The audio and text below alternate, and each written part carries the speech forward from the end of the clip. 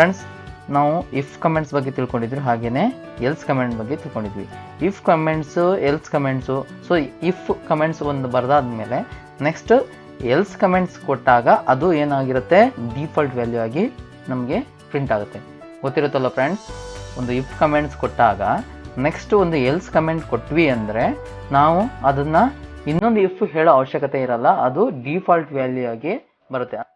Friends, ಎರಡಕ್ಕಿಂತ ಹೆಚ್ಚು ಆರ್ಗ್ಯುಮೆಂಟ್ಸ್ನ ಹಾಗೆಯೇ ಟೆಸ್ಟಿಂಗ್ಸ್ನ ಹೇಗೆ ಮಾಡೋದು ಸಿ ಪ್ರೋಗ್ರಾಮಲ್ಲಿ ಅಂತ ನಾವು ಇದನ್ನು ತಿಳ್ಕೊಳ್ಳೋಣ ಫ್ರೆಂಡ್ಸ್. ಓಕೆನಾ?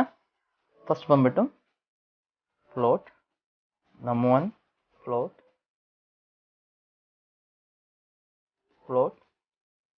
num2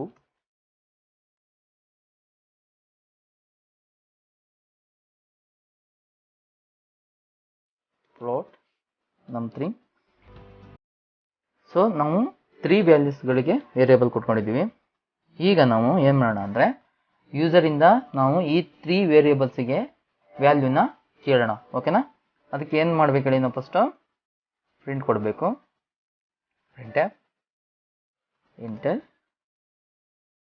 3 value. Okay, please enter 3 value ಅಂತ ನಾವು ಯೂಸರ್ಗೆ ಹೇಳಿದ್ದೀವಿ ಅಲ್ವಾ. ನೆಕ್ಸ್ಟ್ ಒಂದು ನ್ಯೂ ಲೈನ್. ಸೊ ಅವರಿಂದ ನಾವು ಆ 3 ವ್ಯಾಲ್ಯೂಸ್ನ ನಾವು ರಿಸೀವ್ ಮಾಡ್ಕೋಬೇಕಲ್ವಾ. ಹೇಗೆ? ಸ್ಕ್ಯಾನಪ್ ಮೂಲಕ. ಸ್ಕ್ಯಾನಪ್ ಡಬಲ್ ಕೊಟೇಶನ್. ಈಗ ಇಲ್ಲಿ ಫ್ಲೋಟ್ ವ್ಯಾಲ್ಯೂ ಅಲ್ವಾ, %f. ಹಾಗೆಯೇ ಇಲ್ಲಿ ಫಸ್ಟು ಒಂದು ಸ್ಪೇಸ್ ಕೊಡಬೇಕು. ಓಕೆ, ಇಲ್ಲಾಂದರೆ ಕಂಪೈಲರಲ್ಲಿ ಎರರ್ ಬರುತ್ತೆ. ಓಕೆನಾ? ನೀವು ಲಾಸ್ಟ್ ಲೆಸನಲ್ಲಿ ನೋಡಿರ್ತೀರ. ಓಕೆ, ಈಗ ಎಂಡ್ ಸಿಂಬಲ್ ಹಾಗೆಯೇ num1 ಅಂದರೆ ಫಸ್ಟ್ ಎಂಟ್ರಿ ಮಾಡಿರೋ ಒಂದು ವ್ಯಾಲ್ಯೂ ಬಂದ್ಬಿಟ್ಟು ನಂಬರ್ 1ಗೆ ಅಸೈನ್ ಆಗುತ್ತೆ ಅಂತ. ಅದೇ ರೀತಿ ಈಗ ಇದನ್ನು ಕಾಪಿ ಮಾಡಿ ಪೇಸ್ಟ್. ಸೊ ಇಲ್ಲಿ ಬಂದ್ಬಿಟ್ಟು ನಂಬರ್ 2 ಹಾಗೆಯೇ ಇದು ನಂಬರ್ 3. ಓಕೆನಾ? ಈಗ ಯೂಸರಿಂದ ವೇರಿಯೇಬಲ್ಸಿಗೆ ನಾವು ವ್ಯಾಲ್ಯೂಗಳನ್ನ ತಗೊಂಡಾಯ್ತು. ಇದನ್ನು ನಾವೇನು ಮಾಡೋಣ ಅಂದರೆ ಒಂದು ಅವರೇಜ್ ಕ್ಯಾಲ್ಕುಲೇಷನ್ ಮಾಡೋಣ. ಅವರೇಜ್ ಏನು? Float avg is equal to bracket ಒಳಗಡೆ num1 plus num2 plus number 3. Okay, ಇದು ಬಂದ್ಬಿಟ್ಟು ನಾವು ಪರ್ಸೆಂಟೇಜ್ ಕಂಡಿರ್ತೀವಿ, ಅಂದರೆ ಅವರೇಜ್ ಮಾಡ್ತಾ ಇದ್ದೀವಿ. ಅದಕ್ಕೆ divided by how many numbers? 3 numbers. Okay, close it. Next ಈ ಅವರೇಜನ್ನು ನಾವು ಯೂಸರ್ಗೆ ಪ್ರಿಂಟ್ ಕೊಡೋಣ. ಓಕೆ, ಪ್ರಿಂಟ್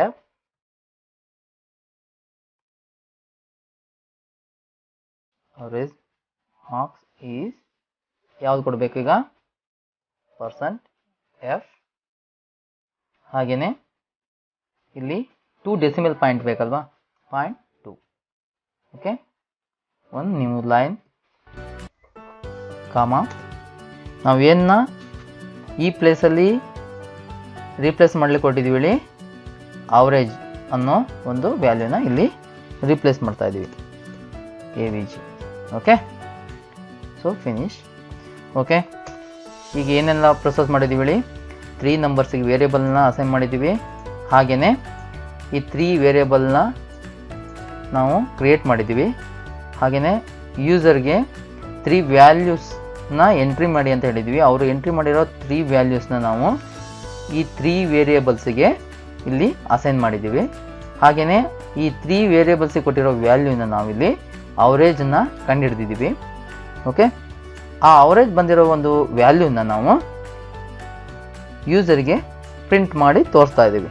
ಓಕೆನಾ? ನೆಕ್ಸ್ಟ್ ಈಗ ಕಂಡೀಷನ್ ಹೇಳಬೇಕು. ಏನು? Okay, if avg is greater than or equal to 90 ಇದ್ದರೆ, ಓಕೆ 90 ಇದ್ದರೆ ಅರ್ಥ ಆಯ್ತಲ್ಲ. ಒಂದು ವೇಳೆ ಈ ಅವರೇಜ್ ಬಂದಿರುತ್ತಲ್ಲ, ಅವರೇಜ್ ಮಾರ್ಕ್ಸು, ಈ average marks greater than or equal to ಅಂದರೆ 90ಗೆ ಸಮನಾಗಿ ಅಥವಾ 90ಕ್ಕಿಂತ ಜಾಸ್ತಿ ಇದ್ದರೆ ಇಲ್ಲಿ ಪ್ರಿಂಟ್ ಏನು ಬರಬೇಕು, printf you are in a grade. Okay, you are in a grade ಅಂತ ಪ್ರಿಂಟ್ ಬರುತ್ತೆ. ಒಂದು ನ್ಯೂ ಲೈನ್. ಅರ್ಥ ಆಯ್ತಲ್ಲ. ಒಂದು ವೇಳೆ ಅವರೇಜ್ ಮಾರ್ಕ್ಸ್ ಬಂದುಬಿಟ್ಟು 90ಗಿಂತ ಅಥವಾ 90ಗೆ ಸಮನಾಗಿದ್ದರೆ ಪ್ರಿಂಟ್ ಏನು ಬರಬೇಕು, you are in a grade. Okay, next ಇಲ್ಲಿ ಎಲ್ಸ್ ಅಂತ ನಾವು ಕೊಡ್ತಾ ಇದ್ವಿ. ಲಾಸ್ಟ್ ಎಲ್ಸ್ ಅಂತ ಕೊಟ್ಟಾಗ ಏನಾಗ್ತಿತ್ತು ಹೇಳಿ ಫ್ರೆಂಡ್ಸ್, ನೆಕ್ಸ್ಟು ಒಂದು ಇದನ್ನು ಪ್ರಿಂಟ್ ಕೊಟ್ಟರೆ, ನಾವು ಇಲ್ಲಿ ಪ್ರಿಂಟ್ ಕೊಟ್ಟರೆ ಇದೇನಾಗ್ತಿತ್ತು ಹೇಳಿ, ಇದು ಡಿಫಾಲ್ಟ್ ವ್ಯಾಲ್ಯೂ ಆಗಿ ಬರ್ತಿತ್ತು. ಅಂದರೆ 90ಕ್ಕಿಂತ ಕಡಿಮೆ ಇದ್ದ ತಕ್ಷಣ ಆಟೋಮೆಟಿಕ್ಕಾಗಿ ಇದನ್ನು ಅದು ಡಿಫಾಲ್ಟ್ ವ್ಯಾಲ್ಯೂನೇ ಪ್ರಿಂಟ್ ಕೊಡ್ತಾ ಇತ್ತು. ಆದರೆ ನಮಗೆ ಡಿಫಾಲ್ಟ್ ವ್ಯಾಲ್ಯೂ ಬೇಡ. ಏನು ಬರಬೇಕು, ಇದೇ ರೀತಿಯಿಂದ ನಮಗೆ ಒಂದು ಆರ್ಗ್ಯುಮೆಂಟು ಟೆಸ್ಟ್ ಆಗಬೇಕಂದ್ರೆ ಇಫ್ ಕೊಡೋ ಹಾಗಿಲ್ಲ. ಇಲ್ಲಿ ಇನ್ನೊಂದು ಕೀವರ್ಡ್ ಬಂದುಬಿಟ್ಟು ಎಲ್ಸೇಫ್. ಓಕೆ, ಎಲ್ಸೇಫ್ ಅಂತ ಹಾಕಿ ಇನ್ನೊಂದು ಆರ್ಗ್ಯುಮೆಂಟ್ ಏನು, A V G is greater than or equal to 80. ಒಂದು ವೇಳೆ ಅವರೇಜ್ ಮಾರ್ಕ್ಸ್ ಬಂದುಬಿಟ್ಟು greater than or equal to 80 copy paste, you are in B grade. Okay, you are in B grade. ಅದೇ ರೀತಿ elif condition ಏನು, A V G is greater than or equal to 70. ಏನು ಬರಬೇಕು print, you are in C grade. Okay, next else ಇಲ್ಲೇನು, A V G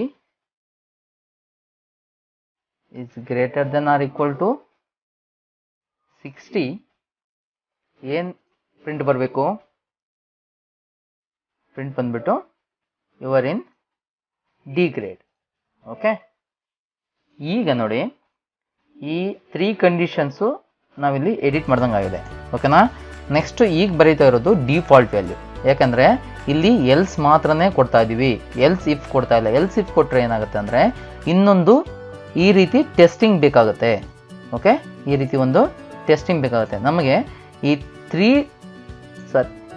4 testing ಇಲ್ಲಿ ಆಗಿದೆ. Okay, ಇಲ್ಲಿ 1 test, ಇಲ್ಲಿ 2nd ಟೆಸ್ಟ್, ಇಲ್ಲಿ 3rd, ಇಲ್ಲಿ 4th ಟೆಸ್ಟ್ ಆಗಿದೆ. ಈ 4 ಟೆಸ್ಟಲ್ಲೂ ಇಲ್ಲದೆ ಇರೋ ವ್ಯಾಲ್ಯೂ ಬಂದಿದ್ದಾಗ ನಮಗೆ ಏನು ಹೇಳ್ತಾ ಇದ್ದೀವಿ ನಾವು, ಡಿಫಾಲ್ಟ್ ವ್ಯಾಲ್ಯೂನೇ ಪ್ರಿಂಟ್ ಕೊಡು ಅಂತ ಕೇಳ್ತಾ ಇದ್ದೀವಿ. ಓಕೆ, ಡಿಫಾಲ್ಟ್ ವ್ಯಾಲ್ಯೂ ಏನು, you are failed. Okay, you are failed ಅಂತ ನಮಗೆ ರಿಸಲ್ಟ್ ಬರಬೇಕು. ಓಕೆನಾ, ಅರ್ಥ ಆಯ್ತಲ್ಲ ಫ್ರೆಂಡ್ಸ್. ಓಕೆ, ಇದನ್ನು ರನ್ ಮಾಡೋಣ. ಓಕೆ, ಬಿಲ್ಡ್ ಆ್ಯಂಡ್ ರನ್ ಕೊಡೋಣ. Enter 3 values.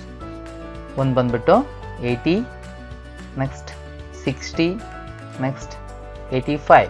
ಓಕೆ, ಈಗ ನೆಕ್ಸ್ಟ್ ಎಂಟರ್ ಪ್ರೆಸ್ ಮಾಡಿದ ತಕ್ಷಣ ನಮಗೇನು ರಿಸಲ್ಟ್ ಬರಬೇಕು, ಈ 3 ವ್ಯಾಲ್ಯೂಗೂ ಅವರೇಜ್ ಮಾರ್ಕ್ಸ್ ಬರಬೇಕು. ಹಾಗೆಯೇ ಆ ಅವರೇಜ್ ಬಂದುಬಿಟ್ಟು ಯಾವ ಗ್ರೇಡಲ್ಲಿದೆ ಅನ್ನೋದನ್ನು ನಮಗೆ ಪ್ರಿಂಟ್ ಕೊಡಬೇಕು.